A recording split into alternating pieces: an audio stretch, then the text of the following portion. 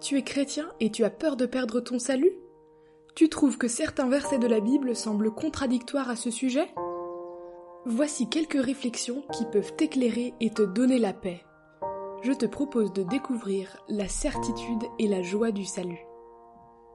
Il est très possible que tu connaisses le moyen et le chemin du salut, sans être certain que tu sois toi-même sauvé, ou encore sans goûter toujours le bonheur qui devrait accompagner cette connaissance. Nous allons voir le moyen du salut, la connaissance du salut et la joie du salut. Le moyen du salut.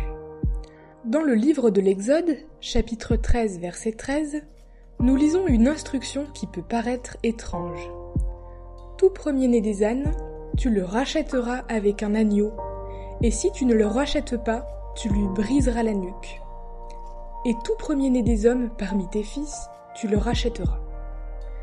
Ce rite de la loi de Moïse illustre le salut des pécheurs tel que Dieu nous l'offre. Nous avons besoin d'être rachetés. Coupables que nous sommes, un juste jugement devait nous atteindre.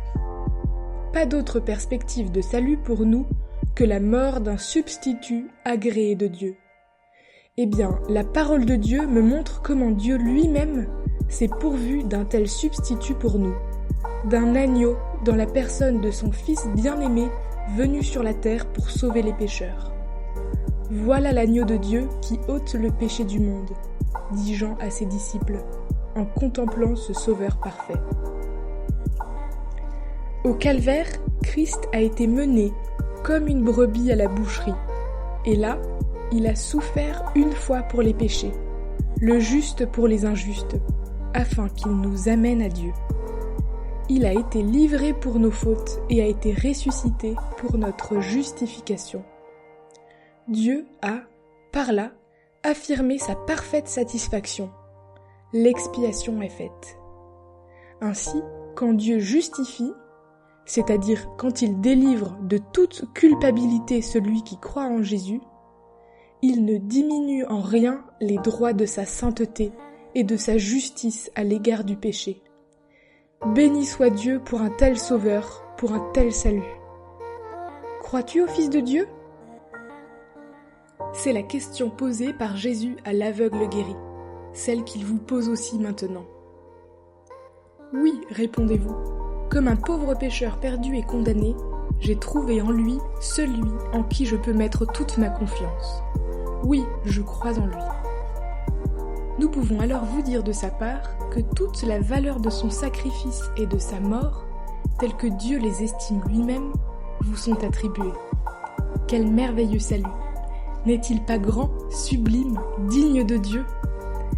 La satisfaction de son propre cœur, la gloire de son divin Fils et mon salut sont liés ensemble. Quel faisceau de grâce et de gloire! Magnifiez l'Éternel avec moi, et exaltons ensemble son nom. Je sais bien, dira quelqu'un, que je ne peux avoir aucune confiance en moi, et je me repose sur l'œuvre de Christ. Mais comment se fait-il alors que je n'ai pas la pleine certitude de mon salut? Un jour, je sens que je suis sauvé, le lendemain, je ne le sens plus. Je me trouve ainsi comme un vaisseau battu par la tempête, qui ne sait où jeter l'ancre. Eh bien, c'est là qu'est votre erreur. Avez-vous jamais entendu dire qu'un capitaine fasse jeter l'ancre au dedans du navire? Jamais, bien sûr, toujours au dehors. Peut-être voyez-vous clairement que c'est la mort de Christ, divin moyen de notre salut, qui seul donne la sûreté. Mais vous pensez que c'est ce que vous sentez qui donne la certitude. Eh bien, nous désirons maintenant vous montrer dans la parole comment Dieu donne à l'homme, en toute certitude, la connaissance du salut. Avant de lire un verset qui nous enseigne comment un croyant sait qu'il a la vie éternelle, nous allons vous le citer tel que l'imagination de l'homme le lit souvent. Je vous ai donné de vous sentir heureux, vous qui croyez au nom du Fils de Dieu, afin que vous sachiez que vous avez la vie éternelle. Maintenant, ouvrez votre Bible et comparez cela avec la parole bénie et immuable de Dieu. Le verset dont nous venons de faire une citation inexacte se trouve en 1 Jean chapitre 5 verset 13 et doit être lu ainsi. « Je vous ai écrit ces choses afin que vous sachiez que vous avez la vie éternelle, vous qui croyez au nom du Fils de Dieu. » Comment les premiers-nés d'entre les enfants d'Israël pouvaient-ils avoir la certitude d'être en sûreté la nuit de la Pâque, tandis que le jugement de Dieu tombait sur l'Égypte ? Supposons que nous ayons été en Égypte en ce temps-là, et que nous soyons entrés dans 2 maisons des Israélites.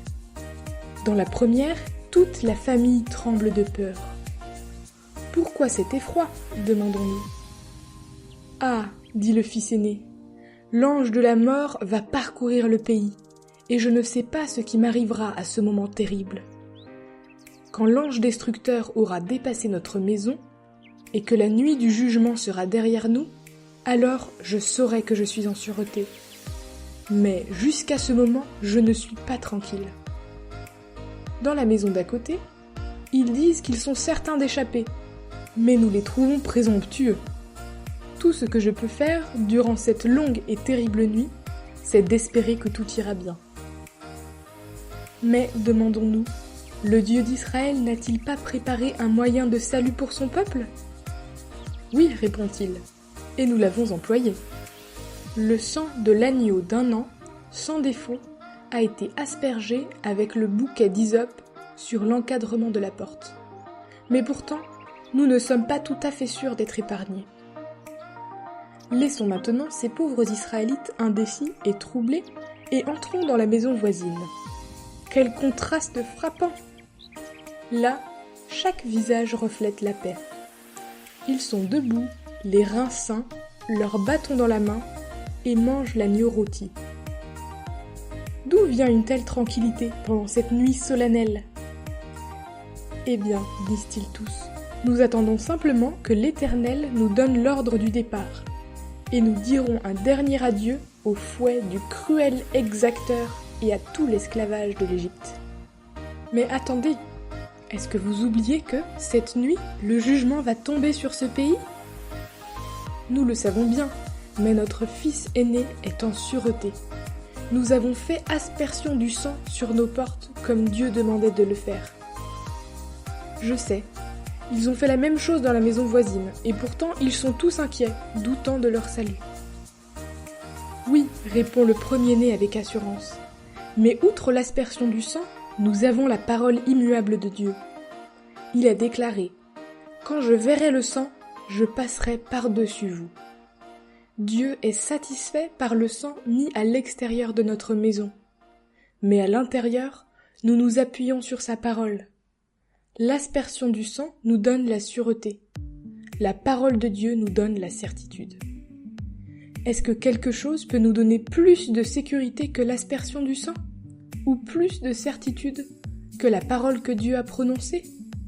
Non, absolument rien. Maintenant, auditeurs, permettez-nous de vous poser une question. Dans laquelle de ces 2 maisons est-on le plus en sûreté ? Si vous répondez que c'est dans la seconde, où tous étaient paisibles, vous vous trompez.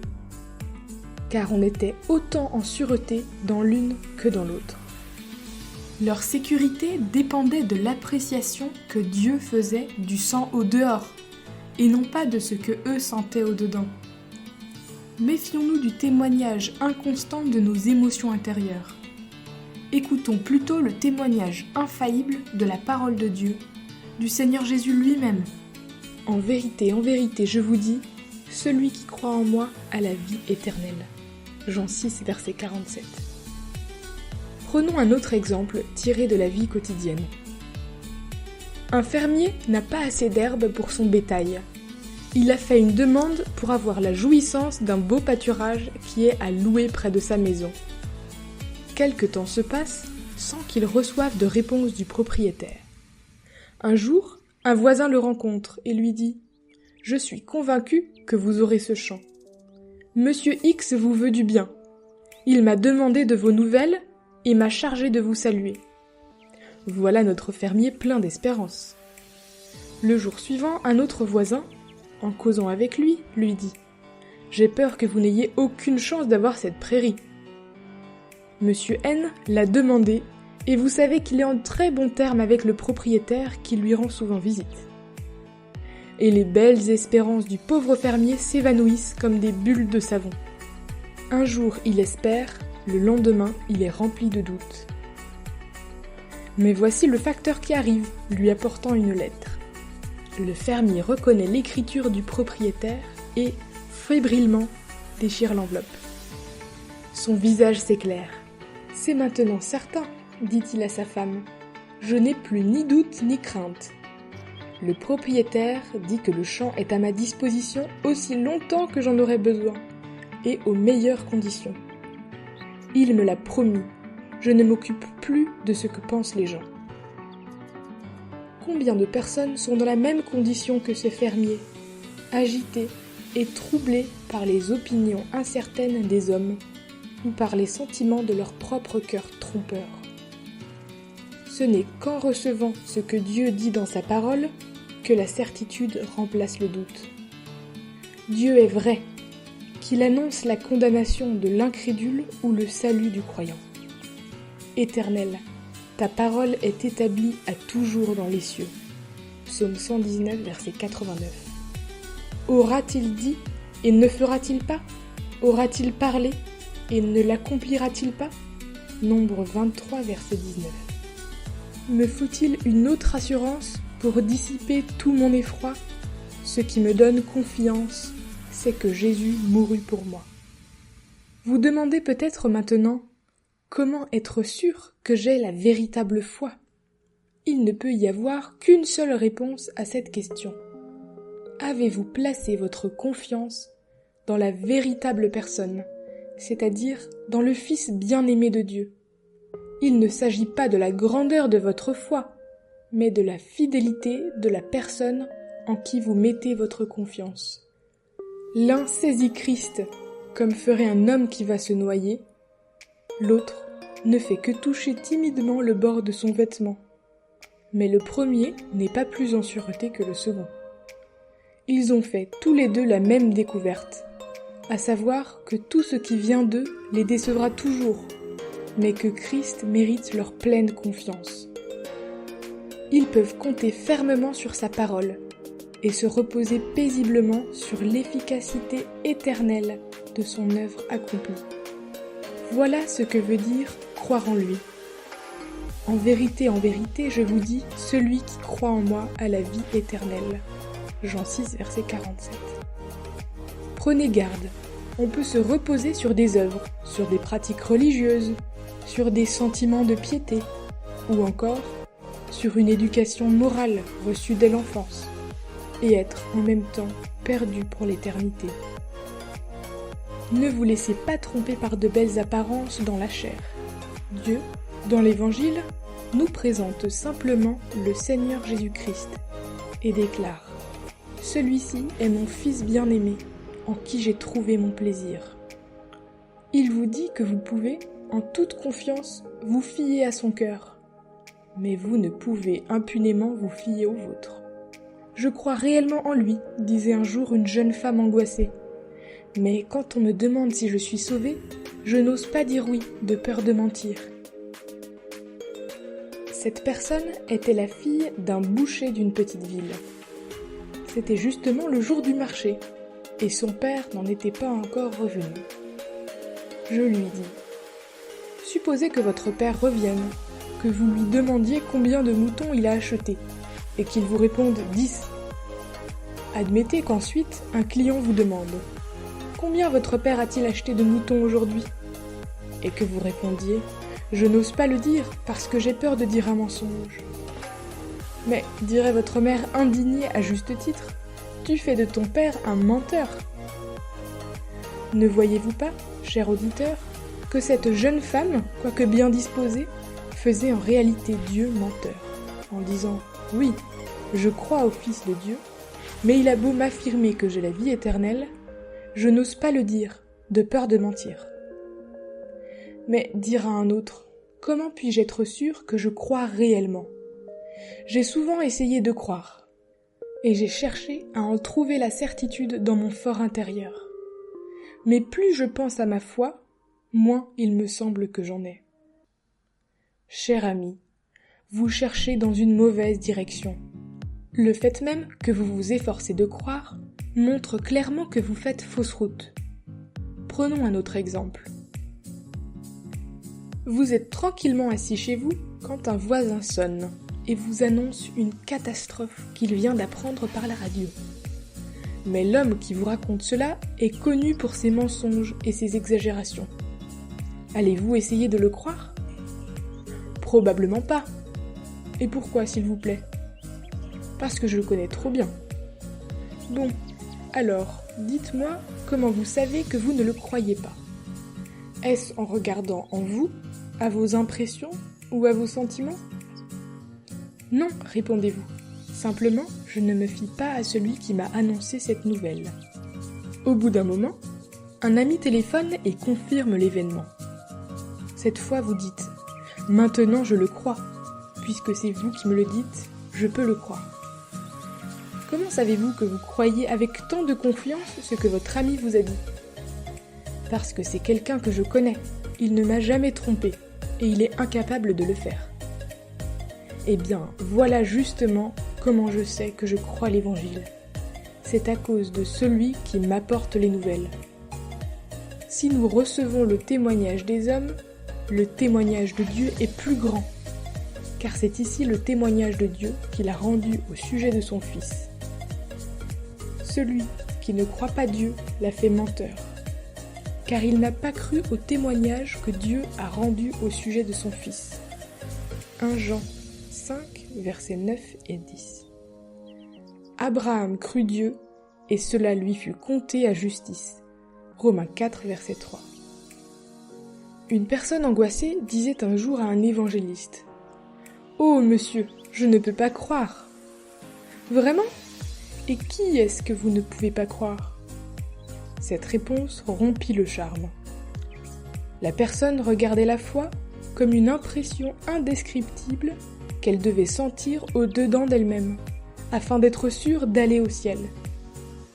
Or, la foi regarde toujours en dehors à une personne vivante et à son œuvre accomplie, et reçoit simplement le témoignage d'un Dieu fidèle au sujet de cette personne et de son œuvre.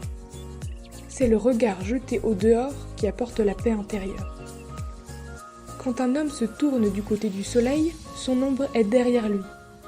Vous ne pouvez pas regarder en même temps à vous-même et à un Christ glorifié dans le ciel. Oui, la personne bénie du Fils de Dieu est digne de ma confiance. Son œuvre accomplie me donne une sécurité éternelle. La parole de Dieu au sujet de ceux qui croient en lui me donne une certitude inébranlable. En Christ et dans son œuvre, je trouve le chemin du salut, et dans la parole de Dieu, la connaissance du salut. Mais, s'il est sauvé, mon auditeur dira peut-être : comment se fait-il alors que mon expérience soit si variable ? Je perds si souvent ma joie et je deviens aussi malheureux qu'avant ma conversion. Cette question nous amène au troisième point, c'est-à-dire la joie du salut. Tandis que le salut nous est acquis par l'œuvre de Christ et que nous en avons la certitude par la parole de Dieu, nous sommes maintenant dans la joie et le bonheur du salut par le Saint-Esprit qui habite dans chaque croyant. Retenons bien ce que dit l'Écriture. Tout homme sauvé a encore en lui la chair, c'est-à-dire la mauvaise nature avec laquelle il est né et qui se manifeste déjà quand il est encore tout petit. Le Saint-Esprit qui habite dans le croyant résiste à la chair, et il est attristé chaque fois qu'elle se montre en pensée, en parole ou en acte. Quand le croyant marche d'une manière digne du Seigneur, le Saint-Esprit produit en lui son fruit béni, l'amour, la joie, la paix, etc. Galates 5, verset 22.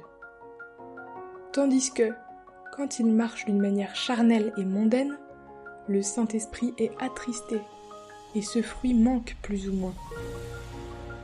Résumons ce que nous voulons dire de la manière suivante. L'œuvre de Christ et votre salut demeurent ou tombent ensemble. votre marche selon Dieu et votre joie demeurent ou tombent ensemble. Si l'œuvre de Christ était détruite, grâce à Dieu, elle ne le sera jamais, notre salut tomberait avec elle. Si notre marche n'est pas bonne, notre jouissance du salut s'en ira. C'est ainsi qu'il est dit des premiers disciples qu'ils marchaient dans la crainte du Seigneur et dans la consolation du Saint-Esprit. Et ailleurs, les disciples étaient remplis de joie et de l'Esprit Saint. Acte 9, verset 31. Notre joie spirituelle sera en proportion du caractère spirituel de notre marche après notre conversion. Maintenant, comprenez-vous que vous avez confondu deux choses complètement différentes ? Votre joie avec votre sécurité. Si nous nous laissons aller à la colère, à la mondanité, etc., nous attristons le Saint-Esprit et notre joie est perdue. Nous pensons alors que notre sécurité est ébranlée. Mais rappelons-nous que notre sécurité dépend de l'œuvre de Christ pour nous. Notre certitude dépend de la parole que Dieu a prononcée à notre sujet. Notre joie dépend de notre marche qui honore ou attriste le Saint-Esprit qui habite en nous. Si, comme enfants de Dieu, nous faisons quoi que ce soit qui attriste le Saint-Esprit de Dieu, notre communion avec le Père et le Fils est interrompue pour le moment. Et ce n'est que lorsque nous nous sommes jugés nous-mêmes, confessant notre péché, que la joie de la communion nous est rendue. Mon enfant a commis une faute. On voit à son air qu'il y a quelque chose qui ne va pas. Une demi-heure auparavant, il bavardait avec moi, plein de confiance, mais maintenant tout est changé. Il boude misérablement dans un coin de la chambre. J'ai eu beau lui dire que, s'il confessait sa faute, elle lui serait pardonnée, son orgueil et son obstination l'empêchent de le faire. Où est sa joie de tout à l'heure ? Disparue. Pourquoi ? Parce que la communion entre lui et moi a été interrompue. Et la relation qui existait entre moi et mon fils, il y a une demi-heure, a-t-elle aussi disparu ou est-elle interrompue ? Sûrement pas. Sa relation dépend de sa naissance. Sa communion dépend de sa conduite. Mais au bout d'un moment, l'enfant quitte son coin avec une volonté et un cœur brisés, et il reconnaît toute sa faute, de sorte que nous voyons qu'il déteste autant que nous sa méchanceté et sa désobéissance. Alors je le prends dans mes bras et je l'embrasse. Sa joie est revenue parce que la communion est restaurée. Après que David eut si gravement péché dans l'affaire de la femme d'Uri, il ne dit pas « Rends-moi ton salut », mais « Rends-moi la joie de ton salut ». Psaume 51, verset 12. Chaque fois qu'un croyant pêche, sa communion est interrompue et sa joie disparaît jusqu'à ce qu'il revienne au Père avec un cœur brisé et qu'il confesse son péché. Alors, s'il prend Dieu au mot, il sait qu'il est pardonné. Car la parole de Dieu déclare clairement que si nous confessons nos péchés, il est fidèle et juste pour nous pardonner nos péchés et nous purifier de toute iniquité. 1 Jean 1, verset 9. L'enfant de Dieu doit toujours avoir à l'esprit ces deux vérités complémentaires. Il n'y a rien de plus fort que le lien de la parenté, rien de plus fragile que le lien de la communion. Toutes les puissances et les machinations du monde et de Satan réunis ne peuvent détruire le premier, tandis qu'une pensée impure ou une parole inutile interrompent le second. S'il nous arrive de nous sentir mal à l'aise, humilions-nous devant Dieu et considérons nos voies. Et quand le voleur qui nous a ravi notre joie a été démasqué, confessons nos fautes à Dieu notre Père et jugeons, sans nous épargner, le manque de vigilance qui a permis à l'ennemi d'entrer. Mais ne confondons jamais notre sûreté avec notre joie. Ne nous imaginons pas, cependant, que Dieu juge moins sévèrement le péché du croyant que celui de l'incrédule. Il n'a pas deux manières de traiter judiciairement le péché, et il ne peut pas passer plus légèrement sur le péché du croyant que sur celui de l'inconverti. Mais il y a une grande différence entre les deux. Dieu connaissait tous les péchés du croyant, et l'agneau dont il s'était pourvu les a tous portés sur la croix du calvaire. C'est là qu'une fois pour toutes et pour toujours, la grande question judiciaire de sa culpabilité a été soulevée et réglée, le jugement tombant sur Christ comme substitut du croyant. Lui-même a porté nos péchés en son corps sur le bois. 2 Pierre 2, verset 24. Celui qui rejette Christ portera lui-même ses propres péchés dans l'étang de feu pour toujours. Apocalypse 20, verset 15. Quand un croyant tombe, la question judiciaire du péché ne peut pas être soulevée contre lui, puisque le juge lui-même l'a réglé une fois pour toutes sur la croix. Mais la question de la communion est soulevée en lui par le Saint-Esprit, toutes les fois qu'il l'attriste. Permettez-nous un dernier petit exemple. 2 enfants sont au bord d'un puits, contemplant la lune qui s'y reflète. Le plus âgé laisse tomber dans le puits un petit caillou. L'autre s'écrie consterné. « Tu as cassé la lune !»« Que tu es naïf !» répond l'aîné. « Regarde le ciel, elle n'a pas changé. C'est l'agitation de l'eau qui en change l'aspect. » Notre cœur est comme ce puits. Si, par la puissance de Dieu, nous ne laissons pas la chair agir, l'Esprit de Dieu nous révèle la gloire et la beauté de Christ pour notre consolation et notre joie. Mais il suffit qu'il s'élève dans notre cœur une mauvaise pensée, ou qu'une parole inutile s'échappe de nos lèvres sans être jugée. Voilà l'eau troublée. Toutes nos expériences heureuses sont mises en pièces, et nous sommes agités, attristés, jusqu'au moment où, avec un esprit brisé devant Dieu, nous confessons notre péché. Nous retrouverons alors la calme et douce joie de la communion. Quand notre cœur est ainsi troublé, l'œuvre de Christ a-t-elle changé ? C'est impossible. Donc notre salut demeure. La parole que Dieu a prononcée a-t-elle varié ? Pas davantage. Donc notre salut est toujours aussi certain. Qu'est-ce alors qui est changé ? C'est l'action du Saint-Esprit en nous. Au lieu de nous montrer les gloires du Seigneur, il nous remplit du sentiment de notre péché et de notre indignité.